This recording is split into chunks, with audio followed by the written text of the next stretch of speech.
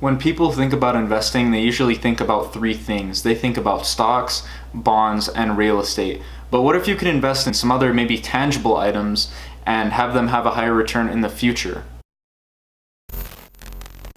What's going on, guys? In this video, I'm going to be going over 5 different sort of other types of investments, maybe a little bit of more outlandish ones that you would not think of. So as I said in the intro of this video, when I think of investments and when most normal people think of investments, they think of stocks and bonds or real estate and other things among the matter.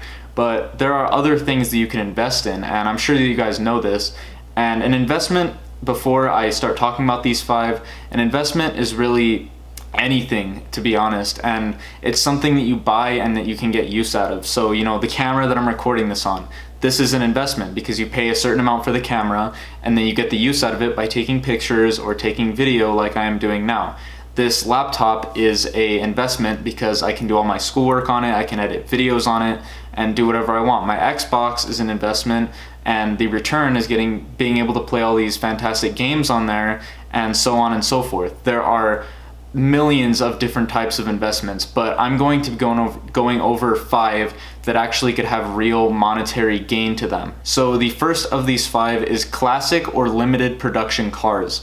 So I will be giving an example of each of these sort of investment ideas that I have. So my example for the limited production cars is the Ferrari Enzo. So the Ferrari Enzo is a highly desirable Ferrari. There were only a few hundred made, I believe a few hundred. If I'm wrong, then I will correct myself in the edit of this video. But now they are worth about $3 million and they have gained value, and they're one of the most desirable collectible cars in the car community. And there are hundreds and thousands of other types of collectible cars, collectible classics and collectible modern classics, stuff that is limited production or classic, just not being made anymore. So what I mean by this is, let's say if you have a Bentley and there are you know, maybe 100,000 made.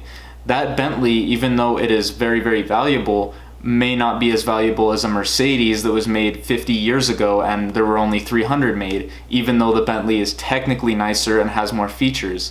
So the owner of the Mercedes will actually be gaining money, whereas the owner of the Bentley will most likely be losing money due to depreciation, because cars are one of the most highly depreciating assets of all time. You know, they depreciate a lot every year. There is actually some sorts of Bentleys and Rolls Royces that you can actually calculate depreciation by the minute that you own them, how many cents that you lose per minute of owning them. So that's just very interesting to me, and that is the first other kind of outlandish investment that you can make. Now, the second most outlandish kind of investment that you can make is works of art. So paintings are a very popular investment, especially for art collectors. And you know, something like a Vincent van Gogh piece or something could go for millions and millions of dollars because there are only a few of them. And Van Gogh, you know, obviously he's not alive anymore, so he won't be making any more paintings or works of art. So his sort of painting will be more valuable than maybe a new artist painting that could be 10 times better looking, but the new artist is still making art to this day and his art is not highly desirable. So, you know, that person who owns the Van Gogh piece will be gaining money by the day on it, and if they just hold it for maybe 30 more years, it could be worth more than it is today. So yeah, my example for this one is the Van Gogh pieces, and there are hundreds and thousands of other artists that I could name here, but I'm not going to do it in this video. Now, the third one is a little bit more practical, something that a lot of people sort of achieve in their life, and this is signed merch, maybe by like a famous artist or a famous athlete. So the example that I'm going to use here is, let's say we take Drake and we take Kanye. Now, these are completely not real numbers, I'm just making them up in my head as I go on. But let's say if Drake signs 50,000 copies of his new album and Kanye signs, 10,000 copies of his new album. Even though both of them may be of equal sort of fame, Kanye's will be worth more because he signed less and there are less of them out there. It is similar to like a real currency like money. As more and more gets generated and produced every day, the value of the US dollar becomes less and less. That is the same sort of principle with signed merchandise. And that is why, art or signed collectibles like signed merch with, Michael Jordan or maybe some sort of dead athletes or deceased artists, stuff like that, will be worth way more than ones who are alive right now, because the ones who are alive are still constantly signing merch.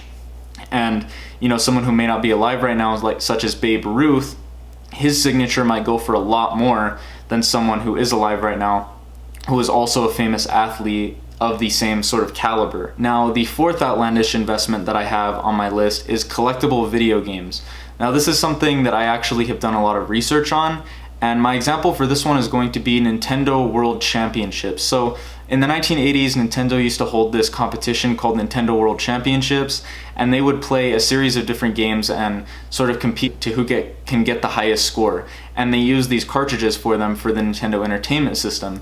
Now, there were only a limited amount of these cartridges made, and this is very, very few, probably like in the 30s or in the 20s or something like that. And these are worth about $20,000, $30,000 now. Now, I know a lot of you might be thinking, you know, why would anyone pay $20,000, $30,000 for a video game cartridge? Well, that is because it holds some value in the hearts of collectors. And, you know, it is a very highly desired collectible, one of the most highly desired collectibles in all of gaming history. So, as I said before, there will never be more of them made because the NES is an old system. There will never be more games made for it, probably. And, you know, as more and more of them sort of disappear from the face of the earth or maybe get broken or something like that, then the ones that do still exist will gain value, and they will continue to gain value as the Nintendo World Championships get older and older because people want a piece of that history, similarly to all the other sort of aspects that I've named, like signed merch, works of art, and collectible cars. Now, the fifth and last investment that I have on my list is comic books or other rare collectibles. Now, my example for other rare collectibles is comic books, and there's too many investments that could give you monetary gain that I can't really name in this because there are just so many of them and it would take me forever to name all of them. Now, I'm naming comic books because that's an easy example. Older comics, just like everything else on this list, aren't being produced anymore, so they will get more and more value. And, you know, comics can sell for the thousands, for the millions, really anything as they get older and older. And they're just a fantastic way for collectors to build their collection and also get some monetary gain from the collection. And other rare collectibles such as like baseball cards or Pokemon cards, stuff like that can become extremely, extremely valuable as they become rarer and rarer. Even cards that might have been common back in the day may be more rare now, and, you know, they will be selling for the thousands, and cards that were rare back in the day will probably be selling in the tens or hundreds of thousands. And there are tons and tons of different examples that I could give for this one, and really anyone can have these things just lying around their house that they forgot about. You know, if a loved one passed away and they just have some old baseball cards or something lying around, those could actually be worth a lot of money. I actually know someone who kind of inherited comic books, and they didn't realize how much that they were actually worth until they took them to a comic book store, and then they realized that they were worth hundreds and hundreds of dollars. But anyways, guys, those are just a few ideas that I've had. I've had the idea for this video for a while. Other investments have sort of always interested me, especially classic and limited production cars, especially because there is actually an app that you can download now that you can actually invest equity and get equity in collectibles like cars, like Rolex watches, stuff like that. Just anything sort of highly collectible you can buy like a stock, and you can own a share of it and it will go up and down in value. And that is just a really cool thing in my opinion. And I'm actually planning on checking out the app. I think it's a really, really cool idea. And I will probably be checking out the app and possibly starting a series on it. I think that would be really, really interesting to do. But yeah, I mean, if you guys got something of value out of this video, please leave a like and please subscribe. Please follow my Instagram and Twitter in the description below. And I will see you guys in the next one.